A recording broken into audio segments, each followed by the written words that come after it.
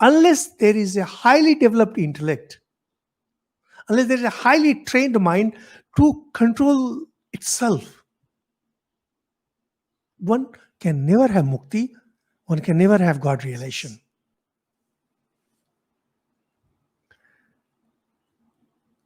From the individual mind level, you cannot know God. From the individual mind level, you can never have mukti. If you want mukti, you will have to go higher up. First, you have to purify your mind, and the next in the ladder is ahankar. You have to transcend that ahankar and then be one with the cosmic mind. Once you are one with the cosmic mind, you know what is the state of cosmic mind? You know every mind in the universe then. Then nothing remains unknown to you. There is no knowledge, nothing, no power that can elude you.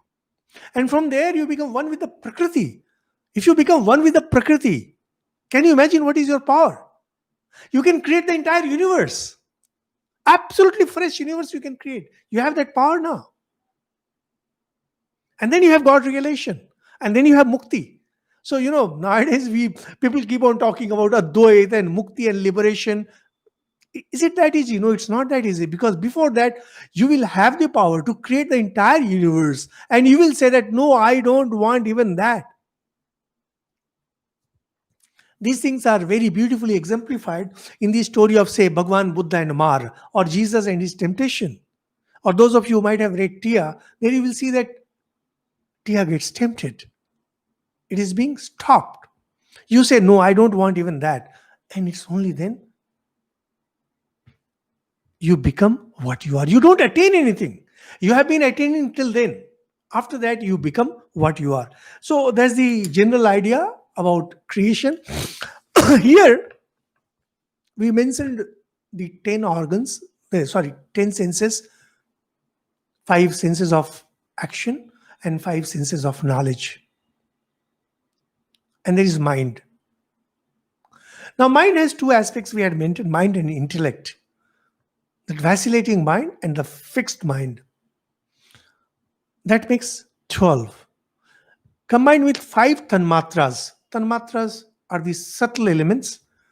These 17 things make the subtle body. That is the body which is within me and which moves after my death. In Vedanta, they don't say 5 tanmatras, they say 5 forces, pancha prana.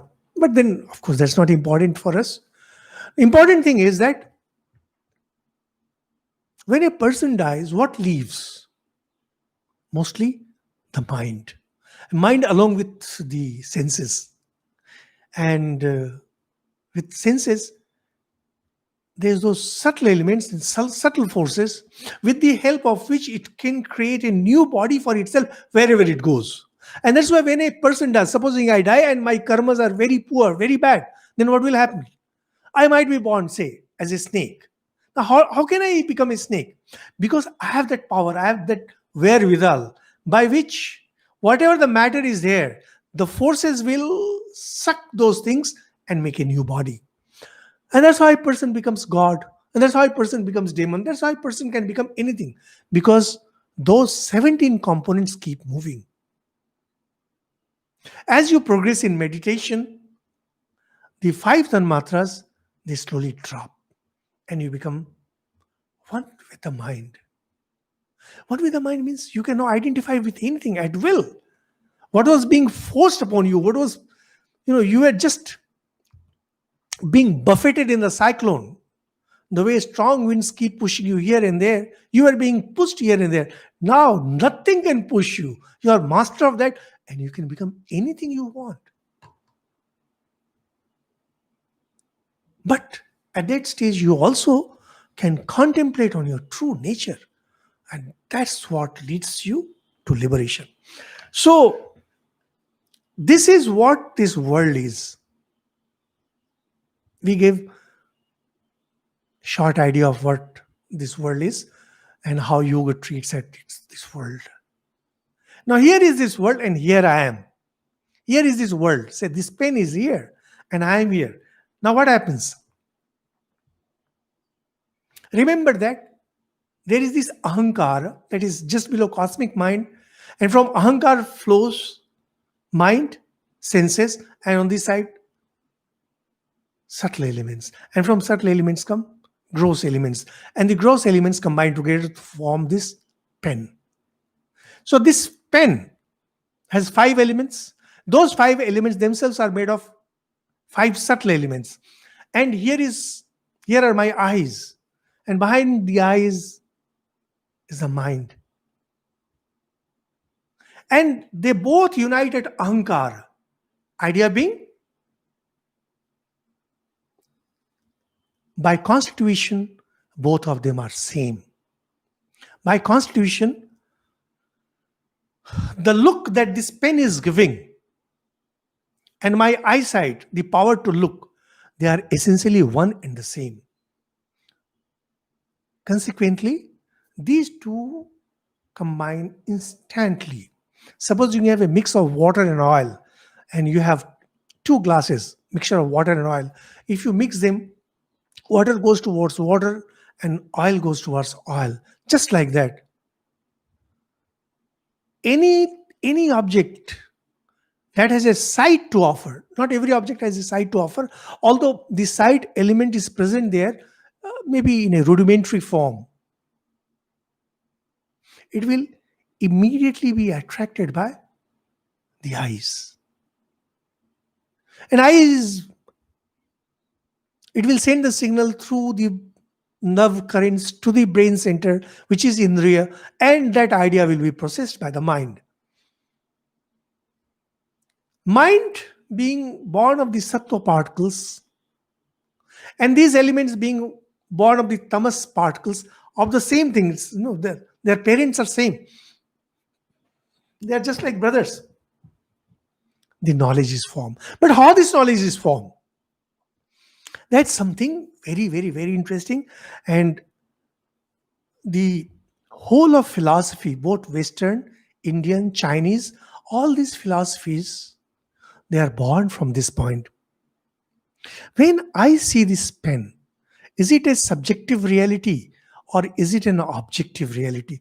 Does this pen exist outside my mind, or does this pen exist within my mind?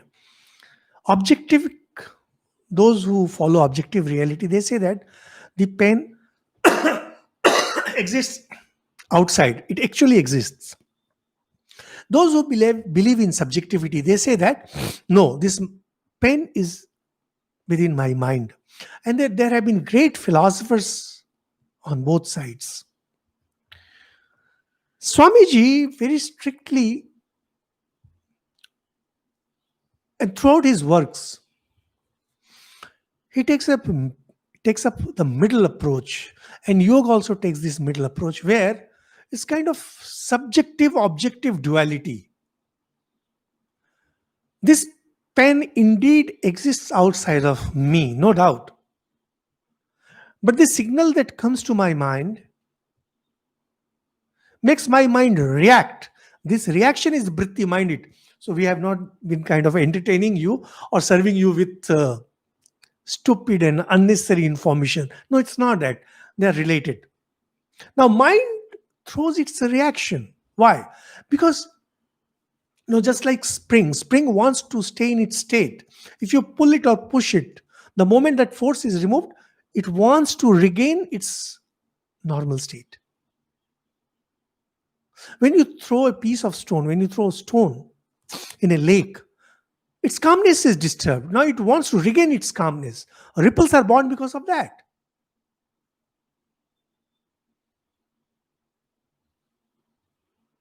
When we say that famous equation by Newton, every action has an equal and opposite reaction. Why there is an opposite reaction? Because action has disturbed its stability. Now that object wants to regain its stability. Because it wants to regain its stability, that is why there is this reaction. Ripples are nothing but the reaction. Now, whenever there is an input in the mind reacts. Mind wants to stay the way it is. And suddenly an input has come. Because that input has come, the mind wants to maintain its stability and it throws out a ripple. That ripple is known as a vritti. It's something like, pearl. Swamiji uses analogy of a pearl. There is an oyster. Oyster is happy the way it is, and some external irritant enters it. Then the oyster throws a reaction to it. There's a secretion, and a pearl is formed. Mind throws its reactions. It's like throwing the secretion. And sum total of that secretion is my pearl. That is my samsara. There is this huge universe. The huge universe has been sending us different kinds of signals through my five senses, and as we shall see, through our memories and all. And my mind is continuously sending reactions to them. The sum total of those vrittis, is my samsara. My world is not the universe. My world is my reaction to the external inputs. Now, this is very, very, very important for the understanding of yoga philosophy. Whether there is Purusha, whether there is Prakriti, where there has been this creation, where there has been Big Bang, there are electrons, protons, nothing matters to us. Nothing. What truly matters is whatever is there, it sends a signal through our five senses, and the mind reacts to it.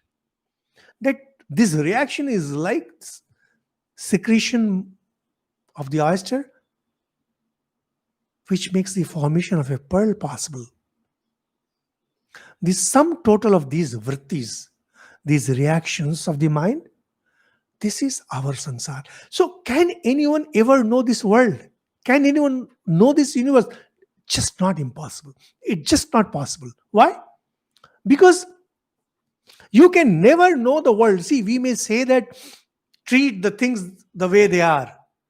Sometimes when we quarrel, sometimes when I have a friend with whenever I have a quarrel with my friends, I'll say, see, look, you never try to understand me. Can anybody understand me? No, there's just no way that anyone can understand me. And there is no way that anybody can understand this pen the way the pen is. We may talk of objectivity 1,000 times. We may keep on talking about high philosophies and this and that, and all those garbage that is being dished out by those positive thinkers, writers on positive philosophy and all. You cannot. Your world is the reaction of your mind to the stimuli that is continuously bombarding your senses. Some of those reactions stay in your mind in the dormant form, which is known as memory. Sometimes they erupt in your dreams, but sum total of that reaction is your samsara. So there's just no way. Essentially, this mind, because we mentioned how cosmic mind is that highest state where it is in the pure sattvic form. This term sattvic, rasic, etc., we shall be coming across this once in a while. Sattva means purity, knowledge, calmness. Rajas is activity, the desire to be, desire to express oneself. And tamas is kind of inertia, darkness, etc. So, chitta is continuously throwing its reactions. Continuously. There's never a moment throughout our long existence since the creation began that this chitta has not been. Chitta is the mind stuff, has not been throwing its reaction. When we start our journey on yoga, the first step is to learn to restrain this chitta. That's the first step. Surprisingly, this chitta is in every life form. How do you differentiate between, say, living and the non-living? Non-living doesn't have chitta. The living has chitta. Now, this chitta can be restrained only by the intellect, because see, There is nothing beyond mind. In bhakti literature, we can say that God is making you do everything. God will look after good and God will look after bad. But yoga doesn't believe in all that thing. For yoga, all that is crap, plain, it's plain just garbage.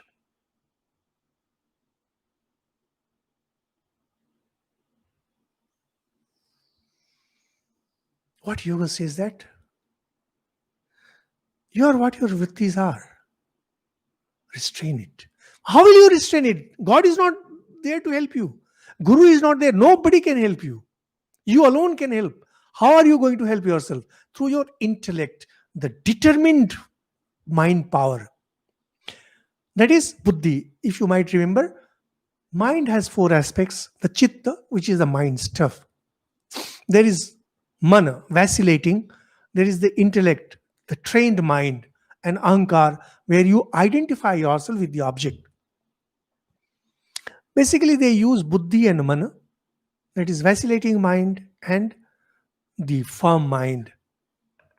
Now, this buddhi is lacking in lower forms of animal as also in less developed intellect. For example, there is a kid, there is a child wants this, child wants that, and the grown-ups try to train up that child. Shouldn't do that, shouldn't do that. So can a child have mukti? Can a child see God? No, he cannot. Can a dog have God realization? Can a dog have mukti? No, it cannot. Why? Because if you want to have God realization, if you want to have mukti, chitta has to be restrained completely.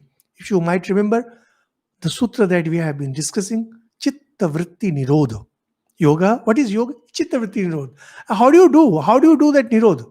The chitta has to be stopped. How do you stop that chitta? With the help of your higher intellect, the trained intellect, the intellect which knows what is to be done and what must not be done.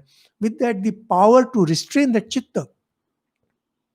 The mind is like a wild horse running and is taking its rider anywhere. The adept rider, an expert rider, it controls that horse. Intellect is that rider. It controls the horse. Unless there is a highly developed intellect, unless there is a highly trained mind to control itself, one can never have mukti, one can never have God realization.